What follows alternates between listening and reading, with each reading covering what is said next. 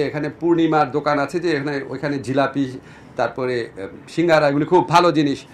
তো এটা আনতে 1 ঘন্টা 5 মিনিট লাগলো। আসলে লাগার কথা 15 মিনিট এখান থেকে।